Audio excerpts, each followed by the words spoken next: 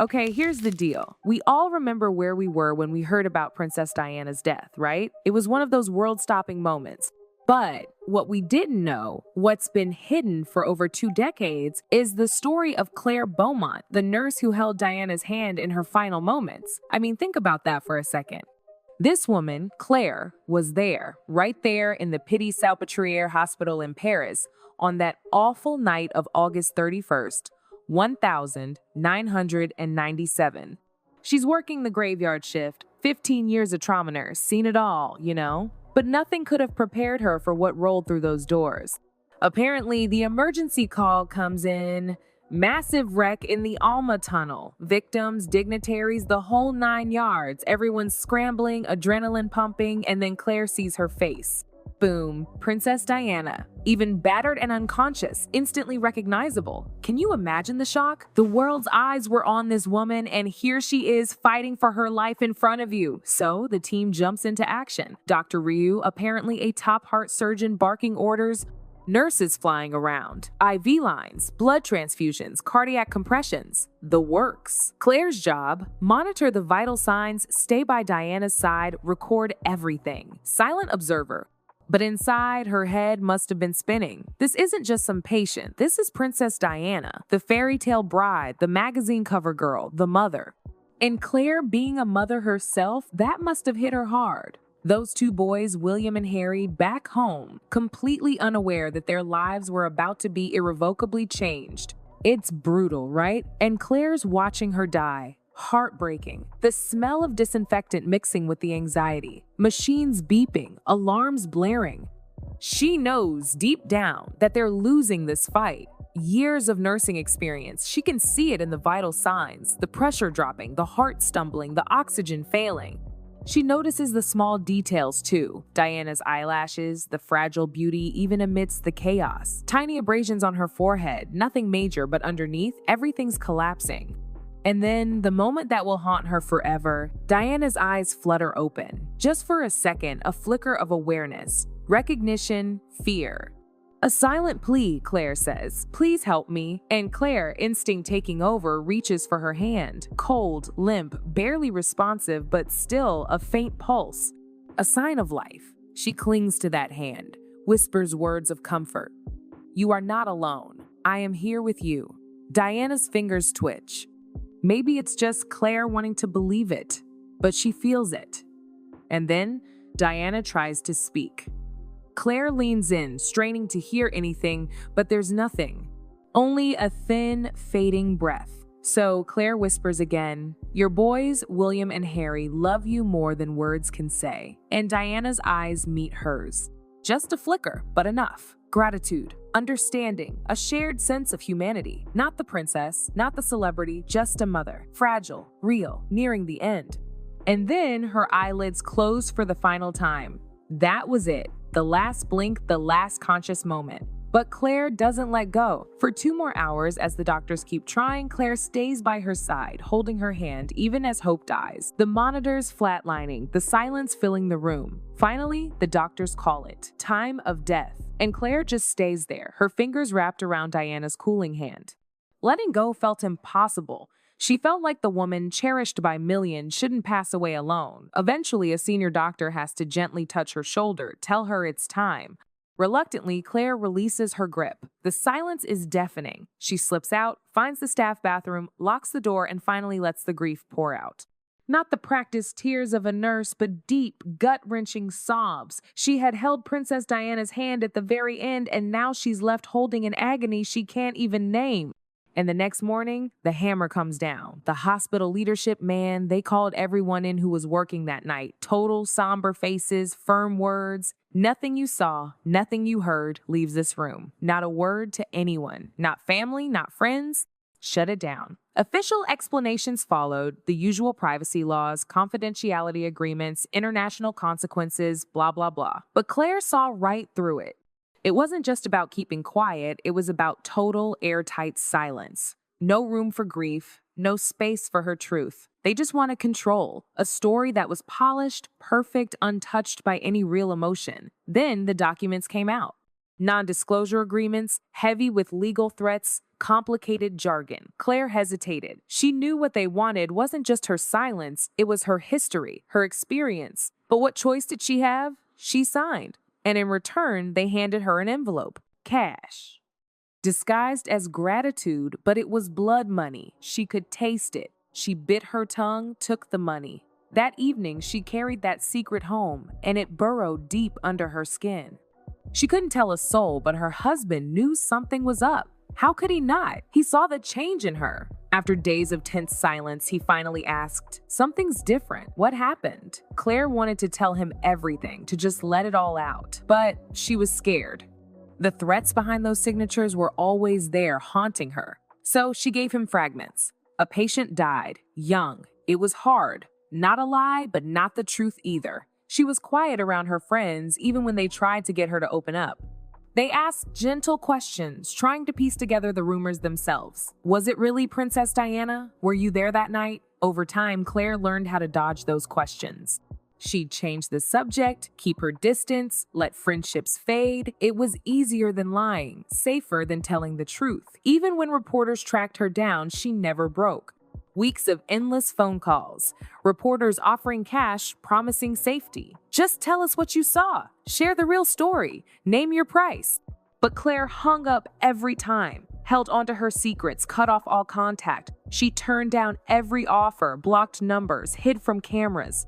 Her silence was complete, enforced by the law, fueled by fear, buried deep inside. The days turned into weeks, weeks into months. While the world grieved openly, Claire mourned in secret.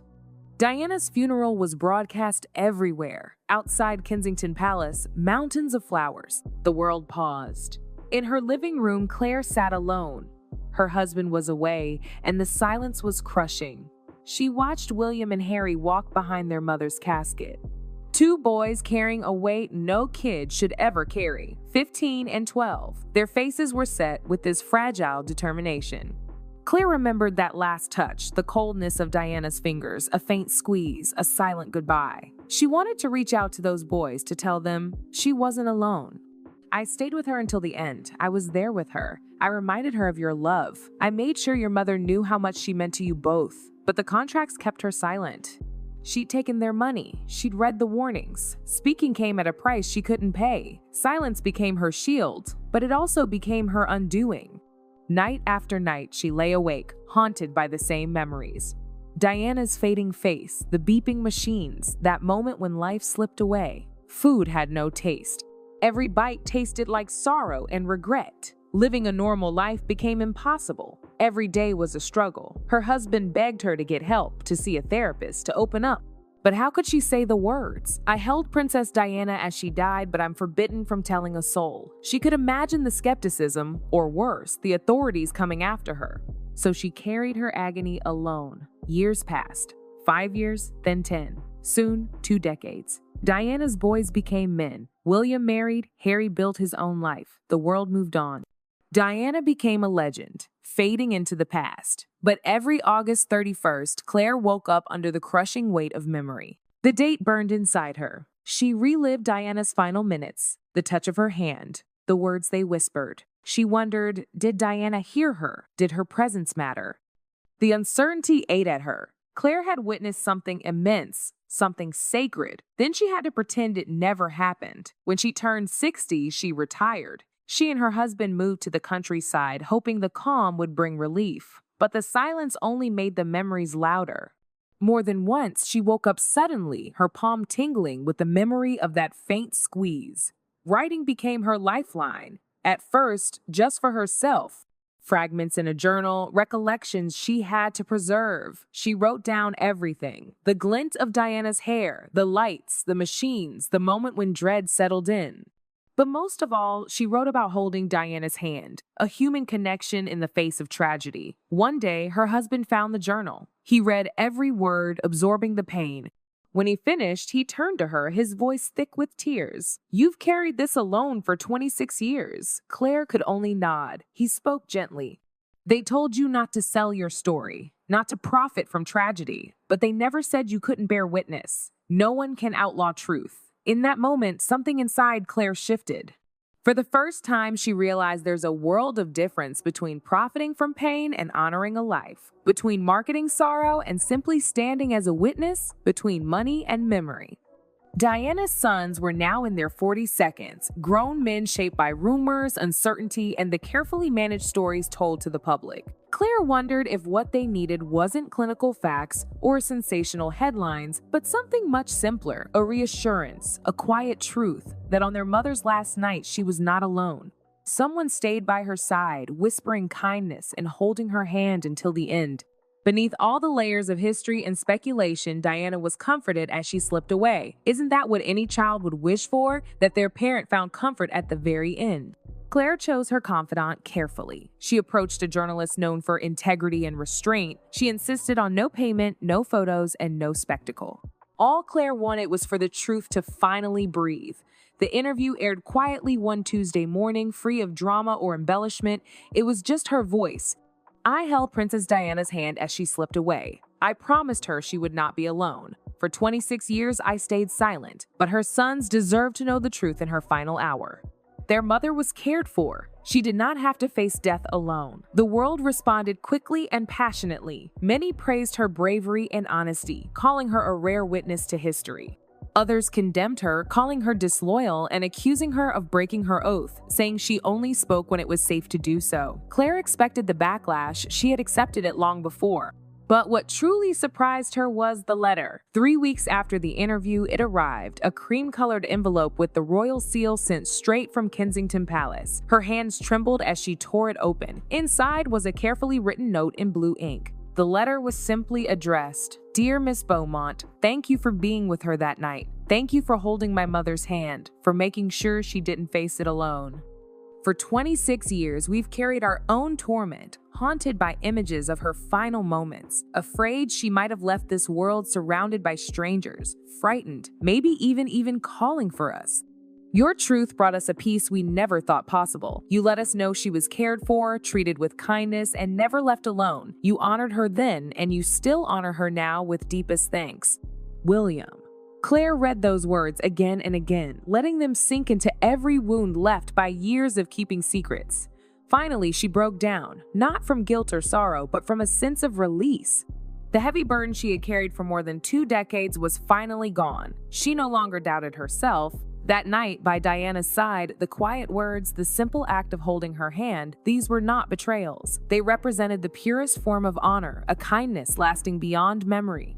At last, Claire knew she had done what was right. In the end, Claire had done more than lift a burden from her own soul. She reminded the world that Diana was not just a royal figure or a public symbol, but a real woman, a mother, beloved, and human whose final moments did not pass in cold isolation. Because Claire was there, Diana did not slip away unnoticed. Now, Claire lives far from cameras and questions. Her days are filled with quiet joys, tending her garden, walking her dog, and savoring a simpler life. Each year, as August fades, she steps into the twilight and remembers. She recalls Diana's gentle touch, the quiet words of reassurance whispered in the darkness. You are not alone. She thinks of what it meant to be the silent witness to such a private ending. Told to keep this secret, she honored that silence for over 20 years. But some truths hold their own gravity. They're too important to keep locked away. Some stories need to be shared, not for applause or reward, but because someone needs to hear them. Diana's sons deserve to know that their mother's final hours were filled with compassion.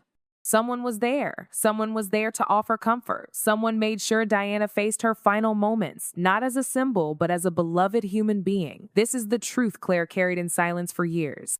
Finally, she brought that truth into the light. In the end, it gave William the peace he had always sought. There are times when silence does